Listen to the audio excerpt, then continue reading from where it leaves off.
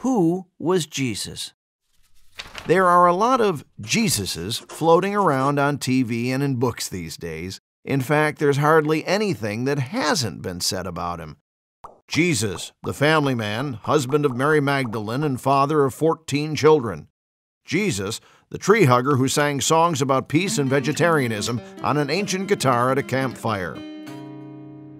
Jesus, the wealthy heir to Joseph's construction empire. These visions of Jesus have little to do with the Jesus of the Gospels. The Gospels, being the first records of his life, describe him quite differently. There, he is depicted as the Son of God. He claims that he and the Father are one. He allows the Apostle Thomas to fall down before him and speak the words, "My Lord and my God."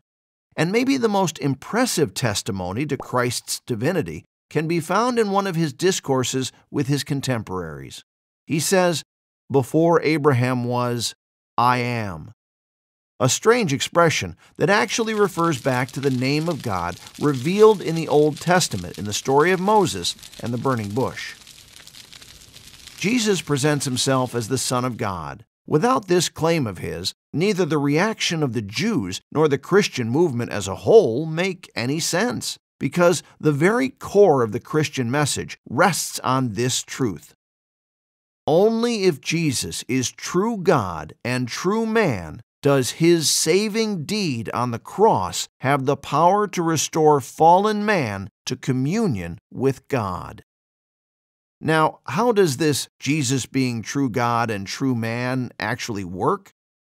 Well, in the Blessed Trinity, the Son is the perfect image of the Father. In the Incarnation, the Son comes down to earth and takes our human nature, that is, a human body and a human soul. The incomprehensible God becomes comprehensible, tangible, and visible to us mortals. Of course, in the Incarnation, the Son doesn't leave the Trinity. He remains inseparably united to the Father and the Spirit. So Jesus has a divine nature and a human nature. That is, a human body and a human soul.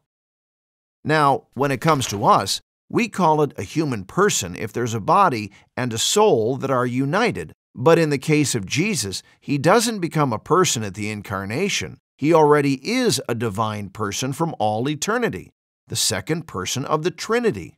And it's precisely as this second person of the Trinity that he assumes our human nature. When we address Jesus, we address a divine person who has assumed our human nature. Jesus is one divine person with two natures. He is true God and true man.